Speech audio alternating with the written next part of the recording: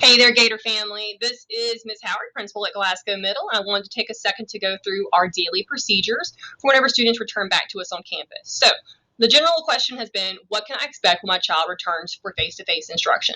So I wanted to take the time to kind of go through each one of these items with you guys. All right, first things first, students are going to be entering the building at 6:50. Normal school year, our 7th and 8th graders would have gone to the gym, and our 6th graders would have gone to B Hall. We're not doing that anymore. So at 6:50, students will be entering the building and they will report directly to their first block class. All right. The students will need to exit buses with their mask on. We will have masks available if a student does not have a mask or if that mask is not in good condition. So those will be provided if needed. There will be 2 stations set up, one in the commons area and then one outside of A Hall for students to grab and go breakfast. So students will enter the hallway with a grab and go breakfast, and before they go into the doors, they're going to have their temperature checked. We will have teachers stationed at the main entrances to the hallways, and students will be funneled through one temperature check area. Okay, and this is just a reminder that starting on the 28th, we'll have our A through K students coming on Monday and Tuesday. All students will be virtual on Wednesday, and then L through Z will come in on Thursday and Friday. Okay, so again, A through K is Monday and Tuesday. Everyone is virtual on Wednesday. And then Thursday, Friday, we'll have L through Z. So again, students will have their temperature checked upon entry to the hall. Students will then report to their first block class. They have to finish their breakfast before they can begin computer work. All right. So what happens if a child shows a symptom of COVID-19 or they have a high temperature? Well, we're going to send them to something called an isolation room. Okay. Parents of that child will be called immediately to pick up that child.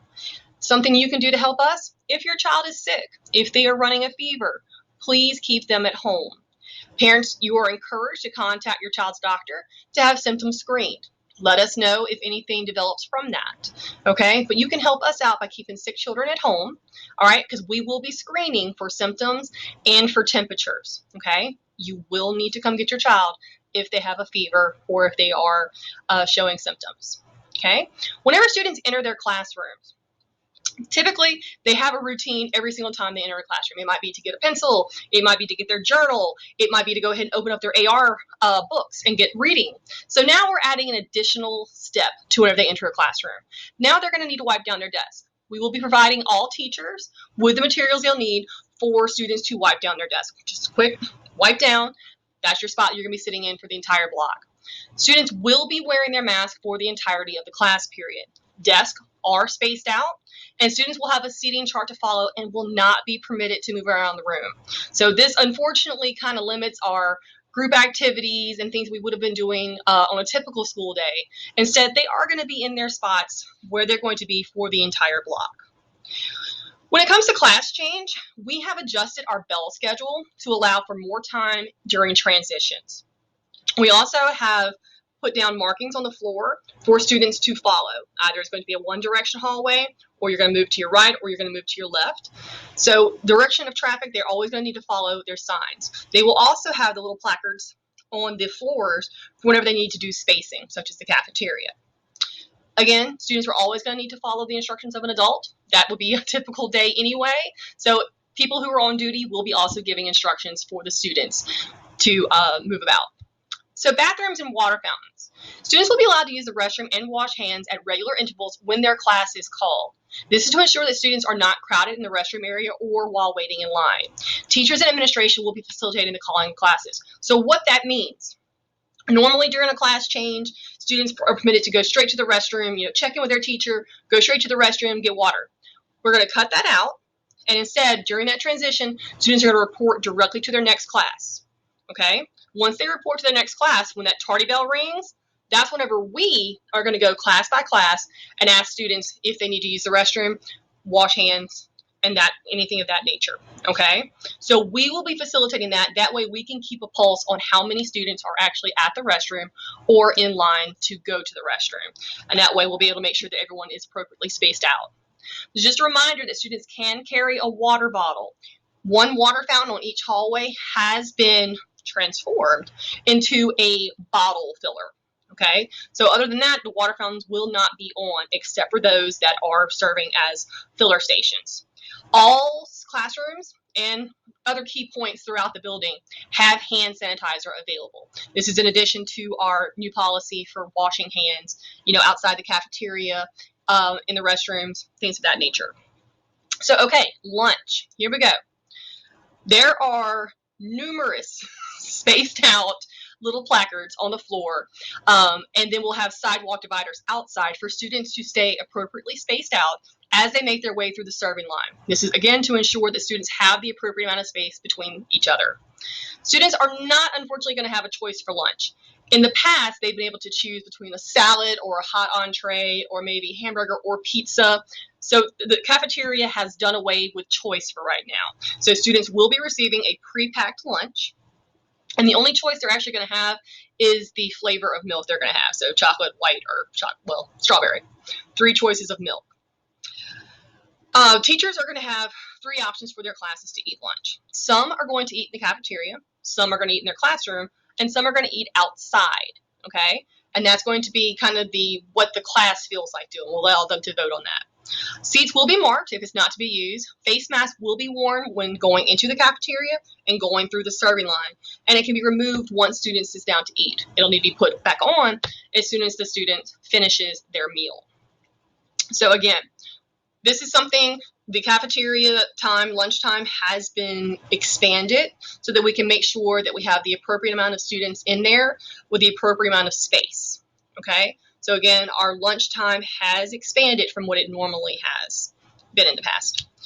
All right, our library. Students, unfortunately, cannot come to the library right now, but Ms. Ragsdale is doing all that she can to make sure that students still have the ability to read high interest books. She will be visiting the ELA classes weekly. We're still going to push our use of ebooks.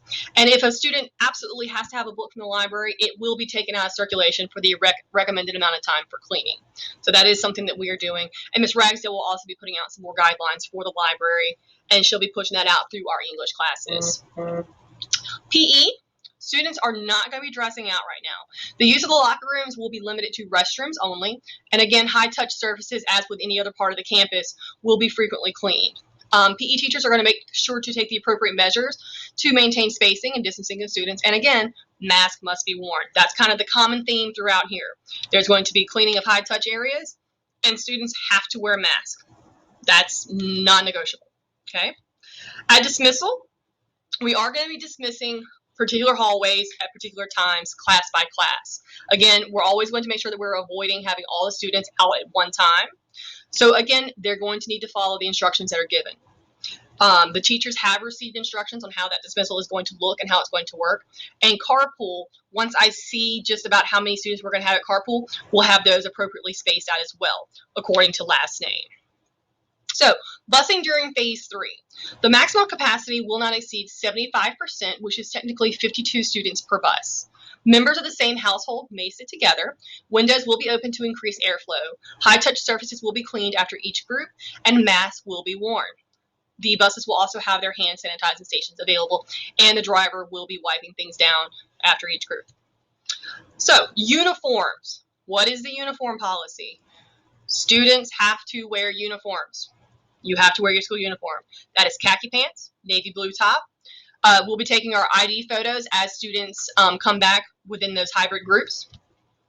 Make sure that, again, your navy blue top, Glasgow Middle Spirit gear. You can wear a Spirit shirt. You can wear a grade level shirt. You can wear any Glasgow top and khaki bottoms. That is completely okay. Reminder that even though it is end of September, you're all still going to be wearing like 4 sweaters, but you have to have on either a solid navy or a black sweatshirt or jacket, or a Glasgow Middle sweatshirt or jacket. Nothing else can be worn inside the building because it is still 80-something degrees outside, y'all. A mask, make sure it is school appropriate. It can be any brand. I'm not going to say, no, you have to have a black mask. No, you have to have a white mask. Okay? It has to be school appropriate. And if it is inappropriate, you're going to be wearing one of the ones that we're going to provide to you. We also have the Glasgow Middle mask available for purchase for $10 in the front office. Just a reminder, clear mesh book sacks only. That is something that we're still going to be very strict on because that is a safety issue. Any other questions, please make sure you see our student handbook. It's located in My Gator Strong class under the handbook sections. So here's where I'm going to need your help, parents. Materials and supplies that are needed. Chromebooks. The students are going to have to bring their Chromebook with them each day to class. All right? So that means they're going to need that book sack to make sure that they keep it safe and they're not just carrying it in their arms and then, accidentally drop it. So again, Chromebooks are going to go back and forth between home and school daily. Make sure they're carrying it in something. We are going to need the students to keep their charger in their bag. Once you use the Chromebook all day, usually about fifth block, the battery really starts draining. So we want to make sure that students are able to plug in if they need to have some juice. Unfortunately, though, since all of our Chromebooks are out, we don't have the chargers here with us that we normally would. Okay, so students are going to need to bring all their materials for class. If you want to go back to our supply list, it is up here on our website. Again, that's going to be a clear mesh book sack with their books, My Perspectives books, their math books, any other materials they might have needed for class. We handed out a lot of materials at the start of the school year. That type of stuff is going to have to start coming back with the children so that we are able to use it. That My Perspectives ELA book is important. Make sure they have not lost that, because unfortunately you're going to have to buy another one, and I would hate to have you do that because they need those ELA books. All right, pencils, paper, those are the big things. Okay, make sure our binders are organized, and we'll help you if you need assistance. Something to make sure that your child understands: they are very giving. Okay, if a child needs a pencil, they are very willing to help a friend. Remind them not to share their stuff. Okay, we are going to provide teachers with enough pencils and things like that that can be sanitized, but I want my teachers to be responsible for that. I don't want your child to forget. Okay, so just make sure that they keep their belongings to themselves. And then, we're always out there for donations. If you guys have something, we're going to be using a ton of wipes, a ton of paper towels, and a lot of hand sanitizer. So if you have any extra laying around, we'll be happy to take that off your hands. I've also linked in this document some of the Strong Start guidance and EBR Phase 3 guidance if you have not had an opportunity to review that yet. As always, y'all, if you have questions on something, please make sure that you reach out to me. Whenever it comes to Monday and Thursday, whenever students arrive to campus, they're going to report directly to their first block class. That is key, okay? Once they're in their first block class, they're going to receive a hard copy of their schedule. And then, of course, just like we would on the first day of school any other year, we're going to make sure they get to their classes. I know my sixth graders are going to be lost. It's okay. We got this. But the biggest thing is, since they aren't going to have their schedule as soon as they get off the bus, unless you like to print one for them, we need to make sure they get to their first block class. So make sure they go ahead and look at their schedule now, and they know that their first block teacher is Miss Rodrag. Because if they get off the bus and they can say, "Where is Miss Rodrag?" we can tell them that, okay? We know everybody's classrooms where they are. We can direct them to wherever they need to go, but we just need to know who's the teacher. Okay, and if you can't tell us the teacher, then we have to go to the office, look it up. So we're trying to cut down on that, and unfortunately, this is the only way that we could really figure out the best way instead of having students line up to get their schedules first thing in the morning. Okay, as always, if you have questions on anything, make sure you give us a call here at Glasgow. We are happy to assist as always, and we do appreciate you venturing out with us in this hybrid learning. We look forward to having your kids back because, it has been incredibly quiet around here, and we are looking forward to getting back to some sense of normalcy. Okay, again, if you have questions, just let me know. Otherwise, I will see everybody later.